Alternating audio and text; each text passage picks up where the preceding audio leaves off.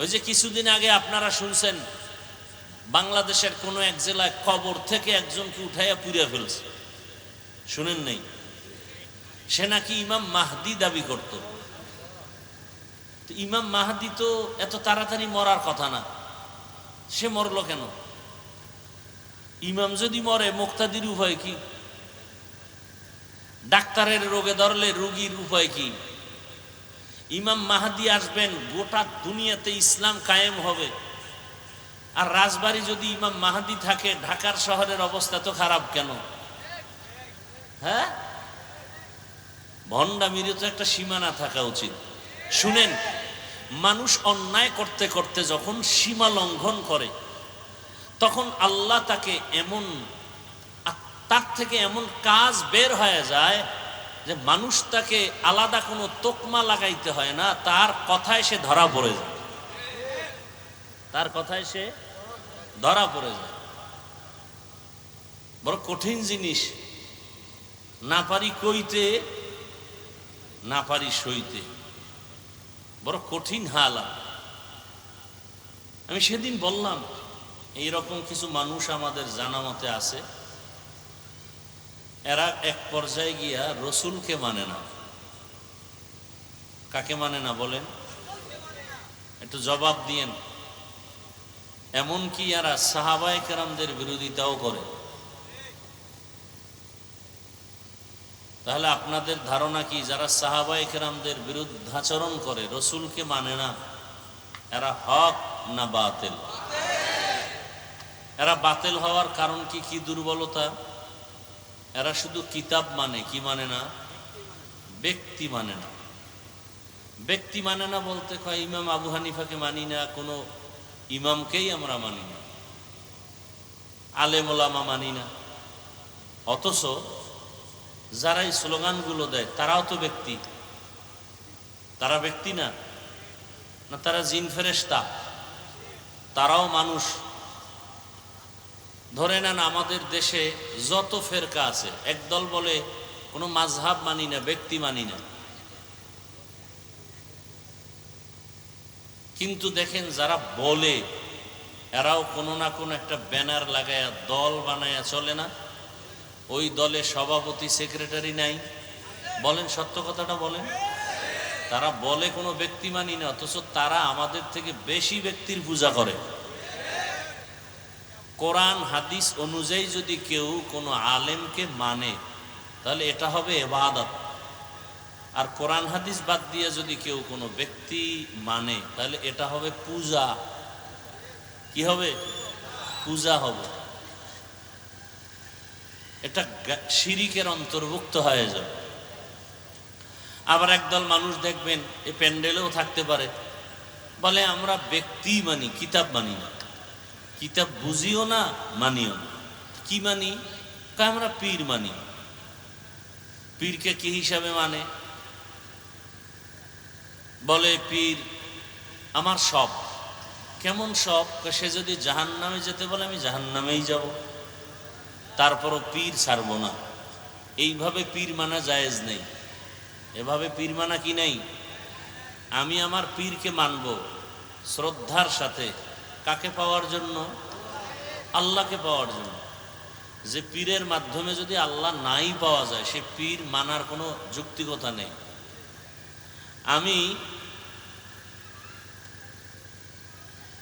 দুনিয়াতে সব কাজ মাধ্যম ছাড়া হয় না। আপনি একটা নদী পার হবেন, মাধ্যম কি? ব্রিজ। কথা ঠিক না? ফেরি, নৌকা। এখন সে বাহন বা মাধ্যমটা যদি অপূর্ণাঙ্গ হয়, ব্রিজ ভাঙা, ওপার যাওয়া যাবে না, সে ব্রিজের কোনো মূল্য আছে? নাই। আমি বয়ান করতেছি, মাধ্যম কি? মাইক।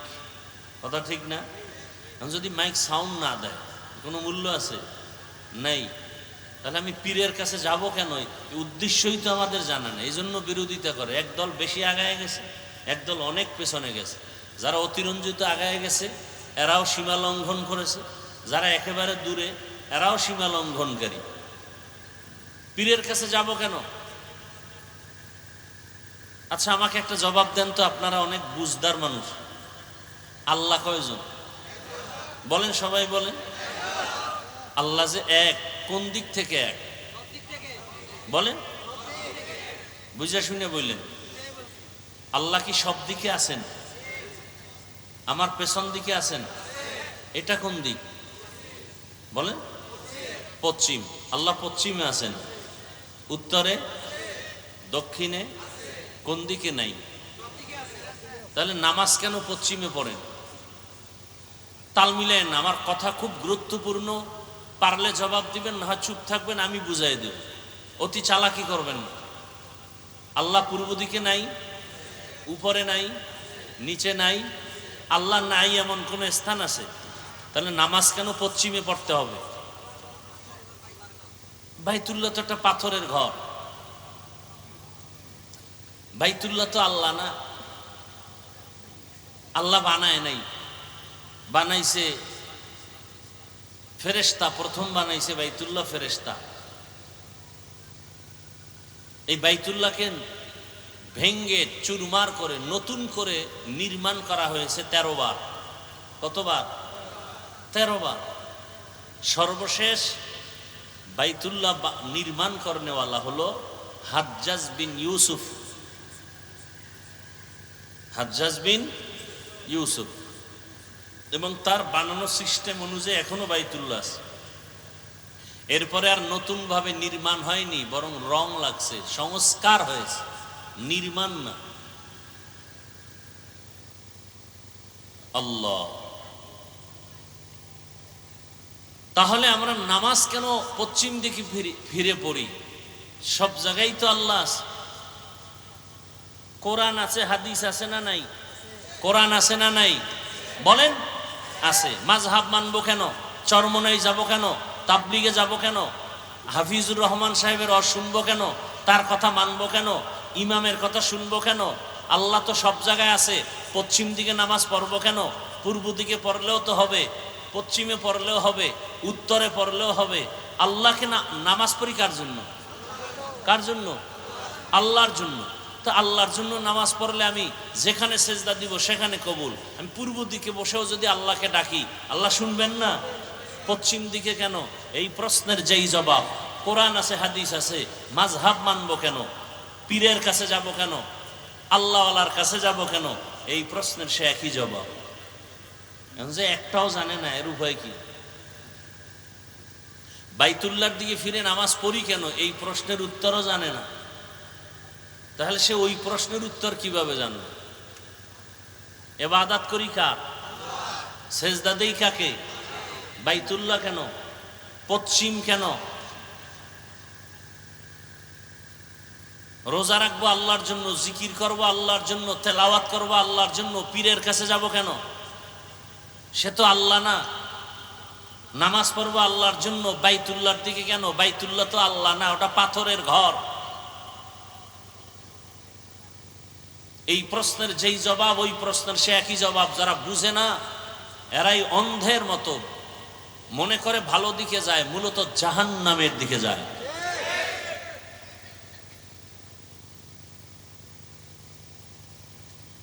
হযরত ওমরের ঘটনা আছে তো হাদিস শরীফে। হজরে আসওয়াদে চুমা খায় হাজি সাবরা, শুনছেন না? তো ওমর বলে, এই পাথর, তোর মধ্যে কি আছে? তুই তো একটা বস্তু, পাথর। তুই কারো উপকারও করতে পারো না, ক্ষতিও করতে পারো না। ক্ষতি করার ক্ষমতা আমার আল্লাহর, উপকার করার ক্ষমতা আল্লাহ। তোকে চুমা দেই কেন? রসুল দিয়েছেন, এজন্য দেই। রসুল দিয়েছেন। তাহলে ওমরের কথার সাথে মিলায়ে বলবো, মুরব্বি মানবো কেন কোরআন হাদিস থাকতে? বলুন তো, সাহাবায়ে কেরামের সামনে কোরআন ছিল রসুলের থেকে? রসুলের উপরে বর্ণিত কোরআন সাহাবাদের সামনে ছিল না? হাদিস রসুলের ছিল না? এরপরে রসুলকে মানছেন না মানেন নাই? সাহাবায়ে কেরামের পরে আসছেন তাবেঈন, তারা সাহাবায়ে কেরামদেরকে মেনে চলেছেন। এজন্য আমরা পীরকে মানি আল্লাহ পাওয়ার জন্য, রসুলকে চিনার জন্য, কোরআন হাদিস বুঝার জন্য। কতক্ষণ মানি? তারা যতক্ষণ কোরআন সুন্নাহর পথে থাকবেন। যদি দেখি আমার পীর মুরব্বি কোরআন সুন্নাহর লাইনে নাই, আমিও তারে মানার পথে নাই। সহজ কথা। এ কথা বলা যাবে না পীর আমাকে জাহান্নামে যদি নেয় আমি জাহান্নামে যাব, এ কথা বলার কোনো সুযোগ নেই। এটা মারাত্মক অপরাধ। আর দুনিয়ার কোনো পীর, দুনিয়ার কোনো মাওলানা মুফতি মুহাদ্দিসের বাবারও ক্ষমতা নাই কোনো মানুষকে জান্নাতের গ্যারান্টি দেওয়ার, নিজের থেকে কিছু বলার। তাহলে সে কি বলবে, কি করবে? তার কাজ একটা, রসুলের রেখে যাওয়া দিন মানুষকে বুঝাবে। মানুষ বুঝে না, তাদের বুঝাবে। বুঝাবার ভাষা হবে নরম, কি কৌশলে বুঝাবেন সে নীতিও আল্লাহ দিয়েছেন ইসলামের মধ্যে। ওলামায়ে কেরামের কাজ বান্দার সাথে মানুষের মহব্বত তৈরি করা, বান্দার সাথে আল্লাহর পরিচয় লাভ করায় দেওয়া, বান্দার সাথে ইসলামের সম্পর্ক গড়ায় দেওয়া। এটা শুধু আলেমদের কাজ, জোড়া লাগায় দিবে না। আলেম যদি এমন কাজ করে যে বান্দা আল্লাহর থেকে আরো আলাদা হয়, যেমন উলামায়ে কেরামের কথা শুনলে মানলে মানুষ আল্লাহর দিকে আগাবে, ইবাদত চিনবে, রসুল চিনবে, কোরআন বুঝবে। পক্ষান্তরে যদি মানুষ আলেম থেকে আলাদা হয়, মূলত সে ইসলাম থেকে আলাদা হয়ে যায়। কারণ আলেম ছাড়া ইসলামের সঠিক ব্যাখ্যা কেউ করতে পারবে না। আলেমদের মধ্যেই ভেজাল করে অনেকে, আর যারা আলেম না তারা কি করবে?